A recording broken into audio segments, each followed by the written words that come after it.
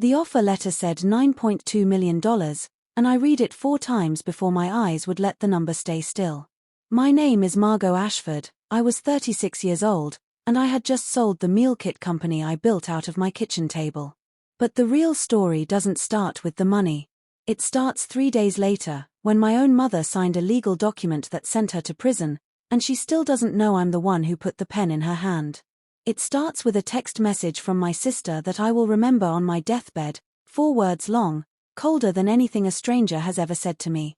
And it starts with my husband, sitting beside me at that kitchen table, telling me to do something that felt insane in the moment and turned out to be the smartest thing anyone has ever asked of me. He told me to lie. I had built fresh root from nothing, packing boxes in our garage in Ohio while my husband Dean worked nights at a warehouse just to keep our health insurance active. 11 years of 18-hour days, 11 years of missing my nephew's birthdays and my father's funeral because a supplier fell through on a Tuesday.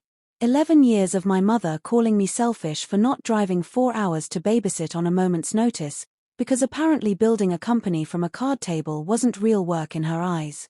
So when the acquisition closed, when the wire transfer confirmation finally hit my screen, the first thing my body wanted to do was call her.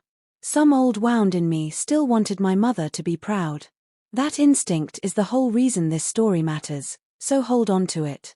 Dean put his hand over my phone before I could dial.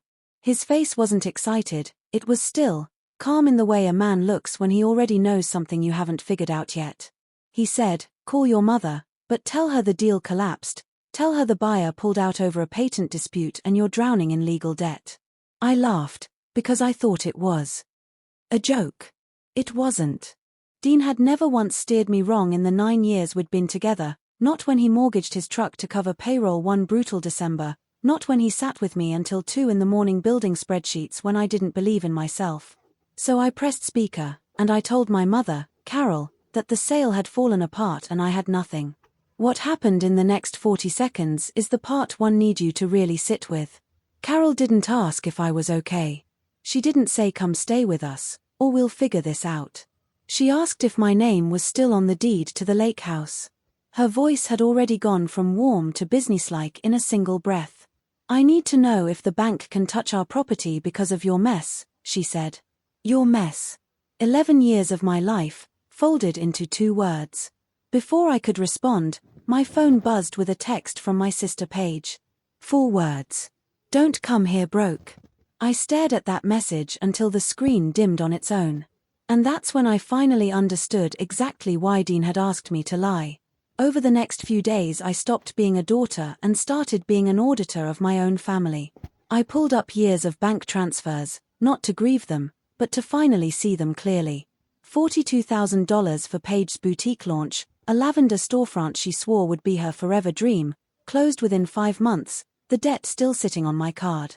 $18,000 I wired for my mother's roof after a storm, and 3 weeks later Dean found her Instagram photos from a resort in Cabo, champagne in hand, no roof repair in sight, the money simply gone into a vacation she never told me about. Smaller amounts too, car payments, insurance gaps, just until next month requests that never once had a next month attached to them. I had spent a decade quietly funding a family that saw me as a account number with a face. And the instant that account looked empty, they didn't grieve a daughter, they started hunting for a replacement source. I drove to my mother's house on the 3rd day wearing an old college sweatshirt with a hole in the sleeve. I needed to see it with my own eyes. Paige's car, the one I'd made the down payment on, was parked crooked in the driveway like she already lived there. A delivery van was unloading a glass patio table onto the back deck.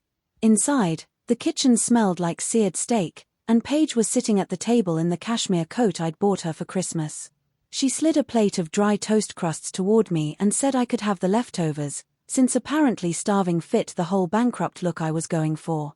I sat down and played every note of the role Dean and I had rehearsed. Then, as if by accident, I set my tablet face up on the counter, a document glowing on the screen labeled Offshore Settlement, Confidential. I said I needed to wash up, and I walked toward the hallway. I didn't go to the bathroom. I stood in the shadow of the doorway and I watched. They didn't even wait for the bathroom door to click. Carol and Paige moved toward that tablet like it belonged to them already, eyes bright with the exact kind of hunger that only shows up when someone thinks they've found a shortcut to money they feel entitled to. They photographed every page with their phones, whispering fast, already splitting a number in their heads that didn't exist. They had no idea that tablet was mirrored to a laptop in our home office, where Dean was watching every tap in real time. What Dean saw the next morning was worse than either of us expected. Paige hadn't just photographed the file. She had opened the IRS website and searched a very specific phrase, whistleblower reward form. For anyone who doesn't know, the IRS pays people who report tax fraud a percentage of whatever the government recovers, sometimes up to 30%. Paige had done the math in her head, and if she reported $9 million in hidden offshore income, her personal cut could clear $2 million. She was prepared to send her own sister to federal prison for a payday. Dean didn't get angry, he got precise, and he called a forensic financial consultant named Mr. Okafor, a man who specialized in exactly this kind of family wreckage. What Okafor found when he dug into Carol's history was something even I didn't know. Years earlier, my mother had opened a small LLC for a catering business that never actually launched, and she had let it sit dormant, forgotten, filing nothing, paying nothing. Underneath that dormant company sat $1.7 million in defaulted state loans and almost a decade of unpaid property liens. It was a financial landmine with her name still legally attached to it. Okafor reached out to Carol posing as a neutral case reviewer, and he told her that to formally qualify for any whistleblower reward tied to Margo's assets, she needed to re-establish herself as the active managing director of her existing business entity. He made it sound like a formality, a box to check before the money could move. My mother, a woman who has spent her whole life believing the right signature unlocks the right door, signed the affidavit without reading past the first paragraph. She confirmed under penalty of perjury that she was the current, active, sole controlling officer of a company buried under $1.7 million in debt. She thought she was signing her way into my fortune. She had actually just signed her way into the worst decision of her life. 2 days later, Dean sent both of them a formal notice about a final asset distribution meeting at a private office downtown. They arrived dressed for a celebration, my mother in her good pearls, Paige carrying a leather portfolio like she was closing a business deal. I stood at the end of that hallway with Dean beside me, and next to us stood a bank recovery officer named Mr. Whitlow. My mother looked straight past me and smiled at him, announcing she was there to claim her share of the offshore holdings she had reported. Whitlow didn't smile back. He pulled out a folder and asked her to confirm the signature on the affidavit she'd signed 48 hours earlier. She nodded, practically glowing with anticipation. Whitlow told her that by reactivating herself as director of that company, she had assumed full personal liability for $1.7 million in defaulted loans and unpaid liens, effective immediately. The silence after that sentence was the loudest thing I've ever heard in my life. I watched my mother's hand rise slowly to her throat. I watched Paige's face slide from smug to blank to something close to horror, the specific horror of realizing the ground under you was never solid at all. They hadn't found my fortune, they had claimed my mother's buried debt, and the state was already moving to collect it. 48 hours after that, I drove past the house one last time. A foreclosure notice was staked into the front lawn Dean and I had paid a crew to maintain for years. Paige was sitting on a moving box in the driveway, the cashmere coat still on her shoulders like it was the only thing holding her together. She asked me for $10,000, just enough for a deposit on an apartment, just this once. I looked at her and said the only thing that felt true. I'm bankrupt, remember, I don't do charity cases. I walked past her toward my mother, who was standing at the kitchen sink staring at the empty space where her china cabinet used to be. She said she couldn't believe her own daughter would do this to her. I didn't explain the affidavit, or the debt, or any of it. I simply reached into the small dish by the sink and took the one thing in that house that had ever actually belonged to me, my grandmother's silver locket. Before I left, I walked to the backyard, where my mother's old dog, Winston, a graying golden retriever, was tied to the porch rail, forgotten in the middle of the chaos. Nobody had made a single arrangement for him. I untied his leash, walked him to my car where my neighbor Rosalind was waiting with a blanket, and I handed her a check for $6,000 from an account no court order would ever reach, enough to give him a soft, safe rest of his life. Then I got in the car and I drove away and I did not look back once. 3 months later the final court documents landed on our kitchen table. Carol was sentenced to 3.5 years for fraudulent director reactivation and attempted federal fraud, with court-ordered restitution of $1.7 million she will never be able to pay. The state seized what little remained, the lake house, the car, even the jewelry I had once given her for her 60th birthday.